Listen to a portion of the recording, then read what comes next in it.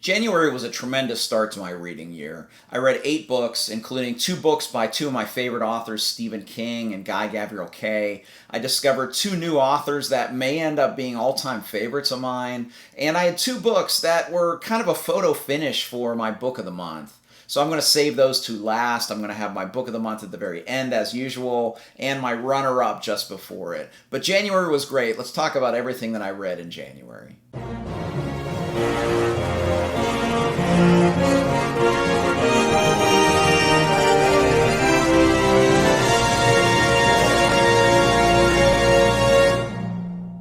As always, there are chapters below as I'll group these reviews by genre, starting with a work of nonfiction, and that is Atomic Habits by James Clear. So I don't read nonfiction, self-help type books pretty much ever, but there were 2 reasons why I read this one. One is a good friend recommended this years ago, and there were some kind of quotes in it I really liked. And I had been subscribing to Clear's newsletter that he sends out every week, and I kind of like a lot of the philosophy that he sends out in that. So I liked that. The second thing is I was giving a clinic at a convention where I actually quoted this book, and I said, well, if I'm going to quote the book, maybe I should read the entire book.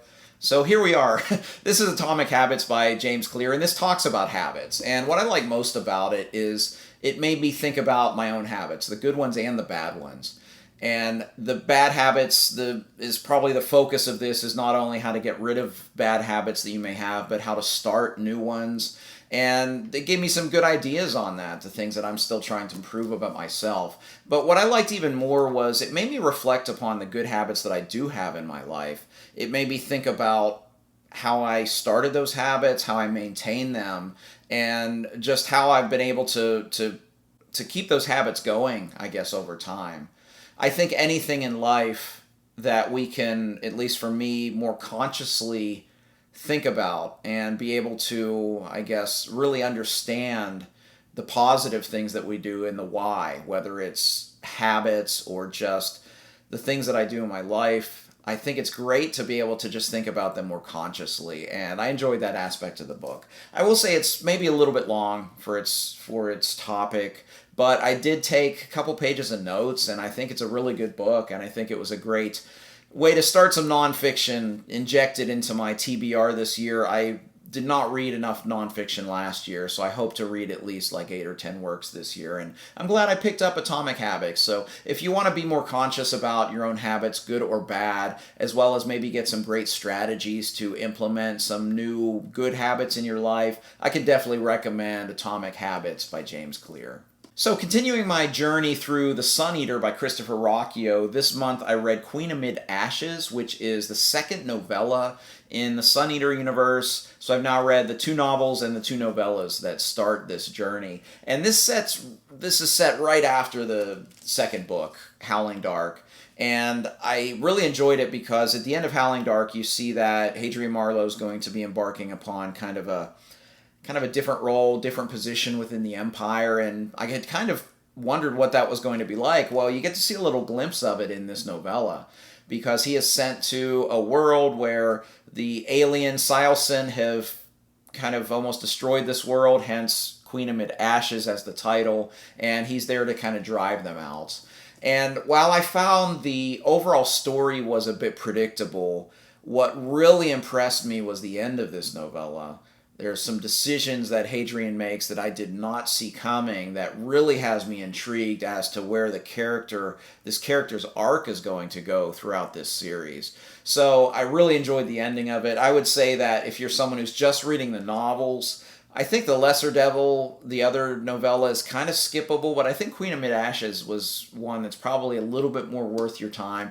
It's a novella, so it is a pretty quick read, but I really did enjoy my time with Queen Amid Ashes this month. I read another work of science fiction this month. This was a reread that I think I read in the year 2001, and that is 2001: A Space Odyssey by Arthur C. Clarke. And 2001: A Space Odyssey, of course, very famous Stanley Kubrick film. And you find out there's a great foreword in here where Clarke talks about kind of the creative process where he and Kubrick came up with a story. Clarke wrote the screenplay and the novel kind of concurrently, it sounds like. And I really enjoyed this. I had been reading Clarke kind of at a pace 1 per year. I wanted to read his 3 biggest books just to kind of see if this is an author for me. And I read Childhood's End 2 years ago, and then I read Rendezvous with Rama last year. So I started the year reading 2001: A Space Odyssey. I did like how the story kind of evolved and it went different places. I saw some other reviews where people didn't like that. They wanted kind of one more cohesive narrative, but I thought it fit the story overall. Overall, I really liked it. I really like Clarke's writing. I think he's of kind of the classic sci-fi authors. I think he's the one that just sheer power of the pen is probably the best that I've read, with the exception of maybe Frank Herbert. But I think that the thing that I didn't love about this book was the ending. I liked the ending, but it was just a little too esoteric for my taste. I thought it could have been a little bit more concrete, and I would have enjoyed it a little bit more with perhaps a little bit more explanation. And people say, well, there are sequels after that, but he didn't write this initially with sequels in mind. So the ending was a little bit of a letdown for me personally, but if you love it, I could understand that. So I like the author, but I'm not sure where to go next with this author. So if you've read Clarke, let me know. I honestly don't want to explore the sequels to this or to Rama, but if you have a recommendation of where would be a great next step for me to read Arthur C. Clarke, please put that in the comment section below, because I do want to read more of this author, because I do like his writing. Even though none of those books for me have really knocked it out of the park, I think I like the author enough to explore a little bit more deeper into his works. So let's next go into the fantasy genre and talk about Proven Guilty by Jim Butcher. This is the 9th book in the Dresden Files series. The 8th book, Deadbeat, I loved it. It was one of my favorites from last year, and it just got me super excited for this series going forward. And, well, Proven Guilty was a bit of a letdown after that one, unfortunately. It felt a lot like a middle book of a series, where everything that kind of happened in this book were just kind of efforts to get certain things happening to place them in certain places for the rest of the series. So the story itself was okay, but I felt like kind of that's what Butcher was doing in this story. And it's fine. I mean, the pacing is great. The story itself is great. There's the thing I love most about this series is just the layering of the world building, and that continued to develop. There were elements from both the 3rd and 4th book of the series that hadn't really been present that came and became really important in the story, so I love that aspect of it. So overall, I enjoyed the book quite a bit. My biggest problem with Proven Guilty was not that it was a middle book syndrome type of book. My biggest problem is that Butcher had dialed down Harry Dresden's male gaze after the 1st book, I think, pretty well. It was still there. There were still moments where, Harry is leering at a female that comes into the story, but it hadn't been as obnoxious and, frankly, as gross as it had been in the 1st book, and I think it's at its worst in this book. I really felt that it was over the top, it was disgusting at times, and then it kind of culminated with a truly repugnant scene at the end that kind of built into kind of some of these thoughts that Harry had throughout the book. The scene itself served a purpose, but I think he could have went a different direction. But I was disappointed that I've seen so many people kind of defend his male gaze in this series and in this book in particular, trying to explain it away like, oh, well, Harry not giving in to his temptations shows that he's evolving as a person. Well, it just shows he's still a creep in my mind. I haven't loved the character. I've loved the series kind of in spite of the character, but I'm kind of walking on eggshells going forward because I was really disappointed with kind of the direction the character went in this book with regards to kind of his disgusting male gaze. I've said before that Dresden to me feels like a chauvinist that thinks he's chivalrous, and the last book did nothing to change my opinion of him. I still like the series. I'm still going forward. I don't see me dropping this series, even with kind of the negative tone that I talked about at the end of this book. But overall, the book was fine. That aspect of the book was lousy. But I do look forward to continuing the series, probably on audio. The next book I'll probably be reading on audio next month. And I do look forward to going forward, even if this was a bit of a dip after Deadbeat. All right, the next book is one of those potentially new favorite authors, and the author is Tad Williams, and the book was The Dragonbone Chair, the 1st book of Memory, Sorrow, and Thorn. I talked at length with some others on the channel. There's a great live chat that we had about this book. So you want to hear more about this book, go to that live chat, see what Ben and Matt and Kathy have to say, because they had some great insights in that chat. We go spoiler free for about 20 or 30 minutes. So if you want to hear more about the first book in this big book series, go check that video out. But the Dragonbone Chair is the first book in the kind of the 4-book trilogy, as they call it, Memory, Sorrow, and Thorn. It's considered one of the most important bridges in the fantasy genre, where you're taking the traditional path of kind of the Tolkien-inspired fantasy and just doing some different things as you move it forward.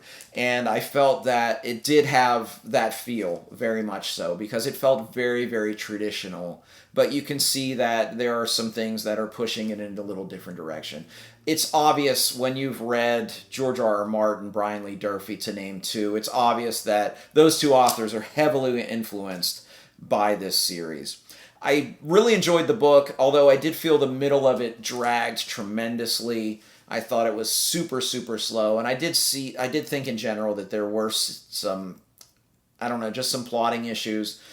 It was almost like we had a very central point of view where you follow this young protagonist, Simon, and it branched out at times, but I felt it either didn't branch out enough or it branched out too much, because it just felt a little disjunct in its plotting, especially in the middle of the book. But the end of the book was fantastic. It set the stage for what could be a potentially great trilogy that I'm going to love. We will see as I get into books 2 and 3, but I really love where the series started with The Dragonbone Chair by Tad Williams. We're doing a read-along on the Fireside Discord, so if you want to get involved in the discussion upon that, we're reading Stone of Farewell in February, and then the 3rd book over March and April. So feel free to jump in and join us and talk about these books, because we're having some great discussions on the Fireside right now. Another great book that I read this month was All the Seas of the World by Guy Gavriel Kay, who is now 9 for 9 for me. This has quickly become a favorite author of mine of all time. All the Seas of the World is his latest book. It was written 2 years ago, I believe. And it's kind of a sequel. It is a sequel of sorts to A Brightness Long Ago, which was actually my book of the year last year. And if you go into that, first of all, you do need to read A Brightness Long Ago, because there will be things that will be spoiled for that book. Not just to read this, but read that book. It was my book of the year, so obviously I love it quite a bit. But this is a sequel of sorts, but I would not go in considering it and thinking of it as a sequel, because it doesn't necessarily follow those characters from Brightness. Although some of them are very present in the story, you don't see them right away. One of them becomes maybe a top 5 most important character in the book. But generally speaking, this is its own thing, but it's set after that and kind of needs to be read after that. This has a very strong female protagonist in here. It's a character who has had kind of a rough life and is now coming into her own. And what I liked about the character is that you see that she's kind of on a journey of trying to discover what she wants out of life. Because I'm being very vague, because I am very spoiler sensitive. She's had a rough life and she's never been able to think about what she wanted out of life. And now she's in a situation, in a position where she can pretty much make her life anything that she wants it to be. And she frankly doesn't really know what that wants to be. She's a character that's very magnetic. And I've seen in some reviews of some of the other books of Kay's that when a character like this is a male character, they're often saying that some of the circumstances in their lives can be kind of wish fulfillment and things like that. And I won't push back at that. But when you see, I think sometimes with a female character, you just see that the character is just kind of magnetic. People are drawn to her even if they don't know why they're drawn to her. And I kind of see that as kind of a Kayism. Another Kayism, which now that I've read 9 of his books, I understand what Jake Bishop talks about with his Kayisms, is you see in here, you see kind of some family relationships between siblings, between her and perhaps her brother that she hasn't seen so long, and then one of her kind of compatriots and another brother. You see some interesting sibling dynamics, and you do see this in Kay books where he takes a kind of a theme and he explores it kind of in 2 different areas, in 2 different ways. So the sibling relationships in here are great. One of the things I think Kay does really, really well in here is this is set in the world of the Sarantine Mosaic, Lions of Al-Razan, and several of his other books. And with the exception of the Lions of Al-Razan, I think what he does so well in here is his discussion of the three religions. And these are the stand-ins for the religions in our own world. And I thought the discussions in here were very, very well done in just the differences that you see between these three religions. I think it's done its best in that book, in my opinion, but you see it done very well here. The other thing I really love about this is off the page, before this book, a big thing happens in this world. It's the fall of Sarantium. And that kind of permeates the subtext of this entire book. But this is one of those books that it did take a while for me to get into it. But once I got into it, I was just totally immersed, and I really enjoyed my time here. Again, he's 9 for 9. This may not be top-tier Guy Gavriel Kay, but it's top tier just about anybody else as an author. I really enjoyed my time with All the Seas of the World. If you read A Brightness Long Ago, I can definitely recommend you pick this one up next. If you haven't read this Brightness Long Ago, definitely go pick that one up. Again, that was my book of the year last year. And if you enjoy it, or when you enjoy it, this can be a next read in Guy Gavriel Kay's works for you. So my runner-up for Book of the Month was a book that I put out a poll on the Fireside Discord when I had time to squeeze in one more book at the end of the month. I am so happy that my friends at the Fireside picked for me The Lies of Locke Lamora by Scott Lynch, the first book in the Gentleman Bastard sequence. It's a work of urban fantasy and has been portrayed as having, some of the best friendships in fantasy, and everything that's great about this book that I've heard about it came true.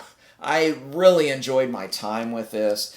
Early on, though, it's kind of a bumpy start, and that's kind of why I didn't give it Book of the Month, because the first 150 pages, it does bounce around. I didn't love the plotting where you kind of have the modern story, and then you get the flashbacks of this character named Locke Lamora and kind of his upbringing, and then you're back to the modern story, and early on, the modern story was kind of dull. So every time that we flashback, I was enjoying the flashbacks more, which was kind of problematic early on. But once we got about 150, 200 pages into this book, there was nothing but love for me in this book. I loved where the story went. I loved seeing the kind of the urban underbelly of this city that is based on Venice, Italy. And I really enjoyed the crime elements, especially the organized crime elements of this story. And most of us love very, very smart characters, and Locke Lamora is a very intelligent, very crafty character. Even when he was a young boy, you saw kind of the talents they had inherent in his being, and you see it as an adult in the main crux of this story, because there's a part of this book where the big bad has been emerged, and I just thought, this villain is overpowered. How are they going to get out of this? And how he gets out of it is through his wits. I really enjoyed all of it. I heard some people say they didn't love the ending. They thought it was kind of slow. I thought it was fantastic. This was just a home run of a book for me. I went back and forth between this book and my Book of the Month, but if I were to redo my top 50 books of all time, I think this would be on it because I really enjoyed this. I'm so glad that my friends from the Fireside, thank you for picking The Lies of Locke Lamora for me, because I really enjoyed this first book in the Gentleman Bastard sequence, and I can't wait to continue more books by Scott Lynch in this series. So my Book of the Month was a reread, and it was Different Seasons by Stephen King. This is one of King's best works of short fiction. This is one of King's best works, period. This is a collection of 4 novellas, and the 4 novellas are so different in scope, and that's probably the biggest reason that I gave this my Book of the Month. All 4 novellas are great. You can ask people that read this book, and they'll probably give you a different novella as to their favorite. You get some magical realism, you get some horror, you get one of the darkest stories King's told in one of these novellas. You get, frankly, something that's very literary. You get some great coming-of-age stories in here. It's fantastic. 2 of the novellas are very beloved movies. Stand By Me is a movie that I loved from the 80s, and its Genesis is the story in here called The Body. There's also just a truly home run of a movie called The Shawshank Redemption, which of course is the first novella in this collection, called Rita Hayworth and the Shawshank Redemption. It's all about hope and friendship, and is my favorite in the collection, and it's frankly beautiful. But the scope of the 4 stories and the difference of the 4 stories is the reason that I ended up putting this as my book of the month, because I do feel that this is one of King's best works.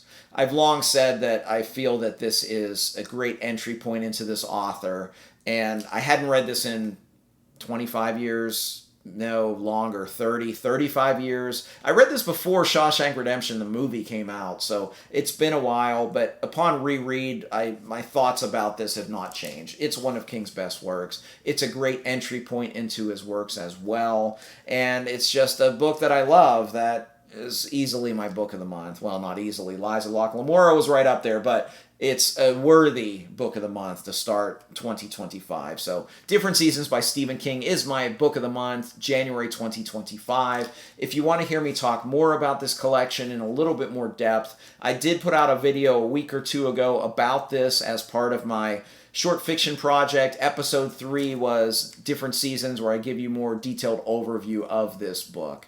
But it's fantastic. I highly recommend it for anyone, if they're a King fan or not. Different Seasons is a great work of 4 novellas by one of my favorite authors. So, a great start to January. It's been such a great start to the year. I found some new favorites, read some old favorites. I can't wait to see where the year takes me. If you like this video, please like and subscribe. You can also find me on Twitter, Goodreads, and the Fireside Discord. I'd love to interact with you there. As always, thank you for watching. Until next time, goodbye.